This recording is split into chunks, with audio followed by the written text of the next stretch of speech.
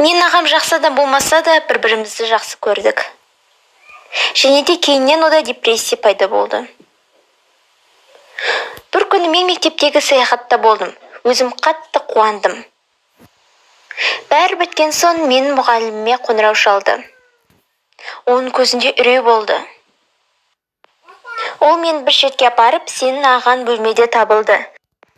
Және ол қолдарын кеседі. Менің көзіме жас келді. Мен үйге тез оралдым. Бірақ оны көре алмадым. Олар маған оны көрмей қойсын деп айтты. Мен оның көмуіне бардым. Бәрі жылады. Біз оны көрмекші болдық. Бірақ мен оны көре алмадым. Менде сол жерде нервный срыв болды. Мен үйге жүгіріп бардым. Мен оның көмгенін көрмедім. Мен өзім бөлмемнен шықпай отырдым. Менің анам маған тамақ алып келетін, бірақ мен жемейтінмін.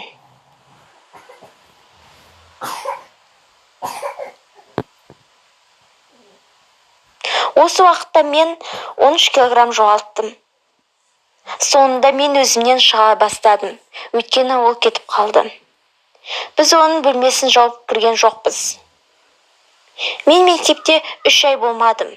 Бірақ соңында барғанда бәрі маған шынымен де ол осы жерде ма? Мен сыналар емеспін деді.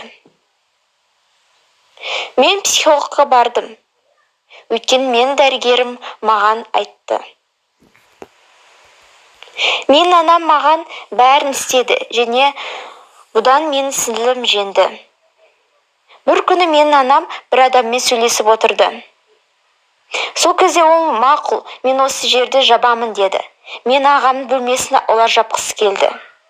Бірақ мен бұның қалаған жоқпын.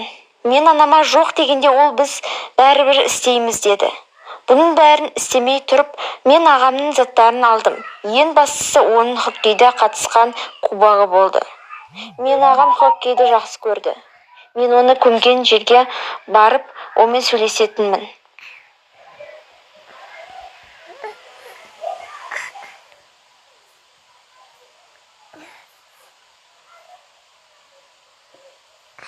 Мен оны қатты сағынамын. Және мен оған көмек беру үшін не істей алар едім. Достар, ертең жаңа видео шығатын болады, күтіңіздер.